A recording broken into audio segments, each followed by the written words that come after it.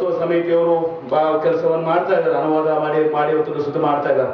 ನಾನು ಕಲಬುರಗಿಯವರಿಗೆ ಇಷ್ಟೇ ಹೇಳಿದೆ, ನನಗೆ ಒಂದು ಶ್ರೇಷ್ಠವಾದಂತ ಒಂದು ಬುಕ್ ಬೇಕು.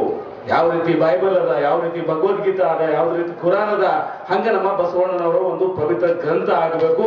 ಅದನ್ನ ಎಲ್ಲಾ ಹೆಡ್ಸ್ ಆಫ್ ದ ಸ್ಟೇಟ್ಸ್, ಈಗ ಅಮೆರಿಕ ಪ್ರೆಸಿಡೆಂಟ್ ಒಬಾಮಾ ಇರ್ಬೋದು, ರಷ್ಯನ್ ಪ್ರೆಸಿಡೆಂಟ್ ಪುಟಿನ್ ಅವರು ಇರ್ಬೋದು, ಎಲ್ಲಾ ಜಗತ್ತಿನ ಅತ್ಯಂತ ಎಲ್ಲಾ ದೇಶದ ಪ್ರತಿಷ್ಠಿತರು, ನಮ್ಮ ಪ್ರಧಾನಮಂತ್ರಿಗಳು, ಅಧ್ಯಕ್ಷರುಗಳು ಮತ್ತು ಜಗತ್ತಿನ ಅತ್ಯಂತ ದೊಡ್ಡ ಚಿಂತಕರು, ಅತ್ಯಂತ ದೊಡ್ಡ ಡಿಸಿಷನ್ ಮೇಕರ್ಸ್ ಇದ್ದಾರೆ, ಅವರೆಲ್ಲರೂ ಕೂಡ ಇವತ್ತು ದಿವಸ ಓದುವಂತ ಒಂದು ಪುಸ್ತಕ ಆಗಬೇಕು.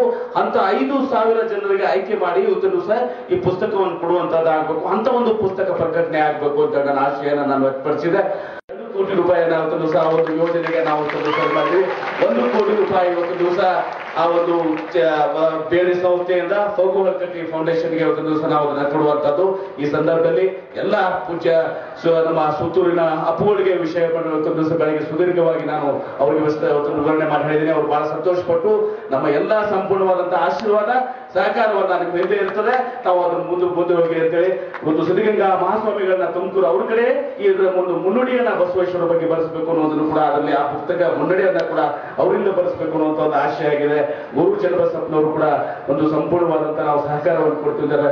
ಈಗ ಆ ಒಂದು ಚೆಕ್ ಅನ್ನ ಇವತ್ತು ದಿವಸ ನಮ್ಮ ರಾಜ್ಯದ ವಿರೋಧ ಪಕ್ಷದ ನಾಯಕರು, ಹಿಂದಿನ ಉಪಮುಖ್ಯಮಂತ್ರಿಗಳು, ನಮ್ಮೆಲ್ಲರಿಗೂ ಹಿರಿಯರಾದಂತಹ ಜಗದೀಶ್ ಶೆಟ್ಟರ್ ಅವರ ಮುಖಾಂತರ ಇವತ್ತು ದಿವಸ ನಾವು ಸೌಗವರ್ಕಟ್ಟಿ ಫೌಂಡೇಶನ್ ಅಧ್ಯಕ್ಷರಾದಂತಹ ತಂಬಾಕೇಟ್ ಅವರಿಗೆ ಅದರ ಹಸ್ತ ಮತ್ತು ಪೂಜ್ಯ ಶ್ರೀಗಳಿಂದ ಅದನ್ನ ನಾನು ಮಾಡಿಸ್ಕೊಳ್ತಾ ಇದ್ದೇನೆ.